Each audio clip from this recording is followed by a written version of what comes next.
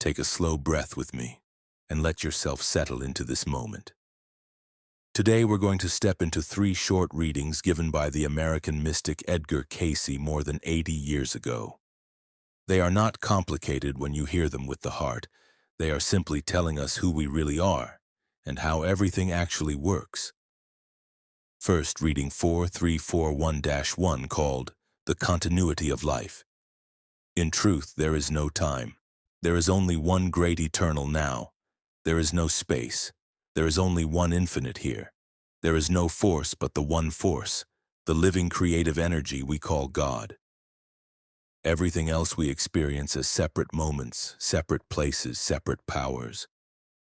These are only the shadows cast by our limited material minds. Listen to this carefully. Your thoughts are deeds. Every thought you think is a real creative act. Thoughts can become crimes, or they can become miracles. Whatever you put out in thought, word, or action, you will meet again. That which you give, you will receive.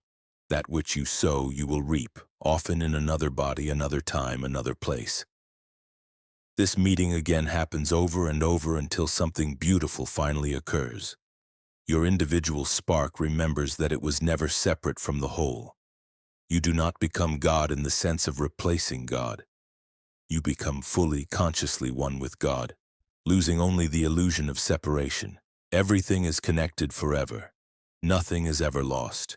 You keep returning until your soul vibrates in perfect harmony with the one universal consciousness. Now the second reading, 3188-1.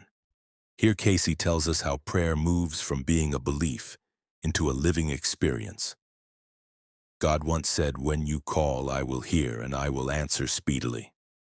When this promise becomes real inside you, it is no longer just a pretty line in a book. It is a fire in your awareness. Cayce saw the Trinity like this.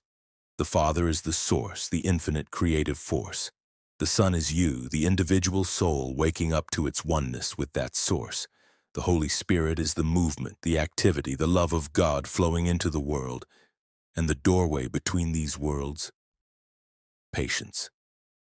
Through gentle, persistent, patient application of love, you pass beyond the borders of time and space. You step into direct knowing, higher dimensions of consciousness, where you meet your deeper self and the deeper selves of everyone around you. When you live the ideals instead of merely believing them, you begin to experience timeless, spaceless reality.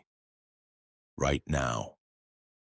The third reading, 3161-1, ties everything together with Cayce's most famous line. The human mind is finite. The truth is infinite.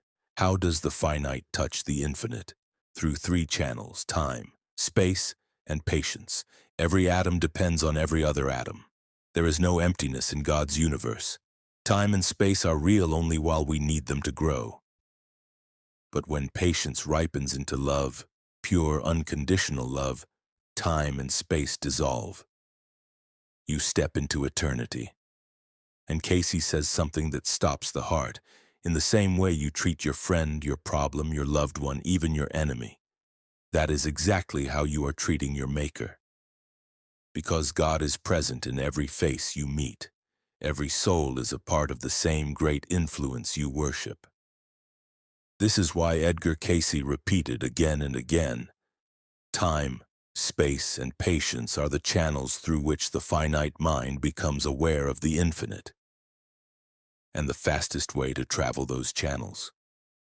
Love, consistent, patient, unconditional love.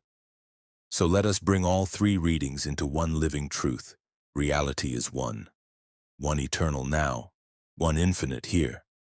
One living force that is God. We only seem separate because we are looking through the narrow lens of a three-dimensional body.